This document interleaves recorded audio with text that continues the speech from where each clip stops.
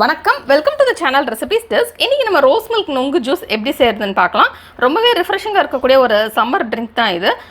First இதுக்கு என்னென்ன பொருட்கள் தேவைன்னு பார்த்தலாம், அதுக்கப்புறம் எப்படி செய்கிறது அப்படின்றது அந்த வீடியோவில் பார்க்கலாம். அதுக்கு முன்னாடி இந்த ரெசிபீஸ் டெஸ்க் சேனலை நீங்கள் சப்ஸ்கிரைப் பண்ணலாம் அப்படின்னா red colour subscribe button click பண்ணிட்டு பக்கத்தில் இருக்கிற பெல் ஐக்கான் ப்ரெஸ் பண்ணிக்கோங்க. அப்போ தான் இனிமேல் போடுற வீடியோஸ் எல்லாமே உங்களுக்கு உடனுக்குடன் கிடைக்கும். இதே மிஸ் பண்ணாமல் இன்ஸ்டண்ட்டாக பார்க்க முடியும்.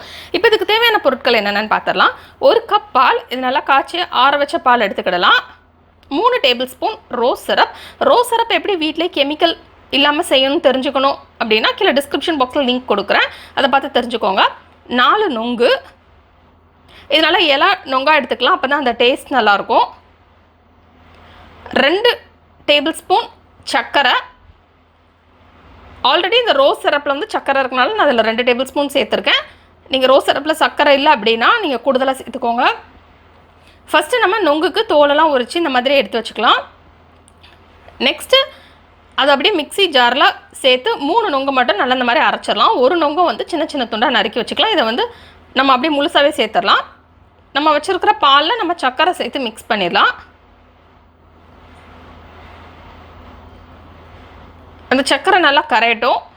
நல்லா இனிப்பாக வேணுங்கிறவங்க நீங்கள் கூடுதலாக சர்க்கரை சேர்த்துக்கலாம். இப்போ இதில் நம்ம ரோஸ் சிரப் சேர்த்துடலாம். நம்ம வீட்டிலே ரோஸ் சிரப் செஞ்சோம் அப்படின்னா நம்ம எந்த ஃபுட் கலர் கெமிக்கல் எதுவுமே இல்லாமல் செஞ்சுக்கலாம். அது எப்படி நம்ம வீட்டே செஞ்சு ஸ்டோர் பண்ணுறதுன்னு தெரிஞ்சுக்கணுன்னா கீழே நீங்கள் டிஸ்கிரிப்ஷன் பாக்ஸில் ஒரு லிங்க் பார்த்து தெரிஞ்சுக்கோங்க. இப்போ நம்ம ரோஸ் சிரப் மிக்ஸ் பண்ணியாச்சு. நெக்ஸ்ட் இதில் நம்ம அரைச்சி வச்சுருக்கிற அந்த நொங்கு பேஸ்ட் சேர்த்துடலாம். இப்போ இதனால் மிக்ஸ் பண்ணிடலாம்.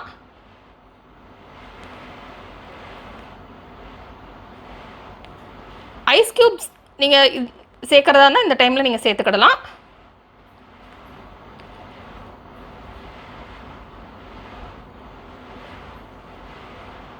இப்போ இதெல்லாமே நல்லா மிக்ஸ் ஆகிடுச்சு. இப்போ நம்ம ஒரு கிளாஸில் ஊற்றி நம்ம சர்வ் பண்ணிடலாம். பால் வந்து நல்லா சில்லுன்ட்டு இருந்தது அப்படின்னா டேஸ்ட் நல்லாயிருக்கும். நீங்கள் ஐஸ் க்யூப்ஸ் கூட கொஞ்சம் சேர்த்தாலுமே நல்லாயிருக்கும். இப்போ இதில் நம்ம மேலே வந்து நம்ம கட் பண்ணி வச்சுருக்கிற அந்த நொங்கு சேர்த்துடலாம். இப்போ நமக்கு ரொம்பவே சுவையான ரிஃப்ரெஷிங்கான ரோஸ் மில்க் நொங்கு ஜூஸ் ரெடி ஆயிடுச்சு.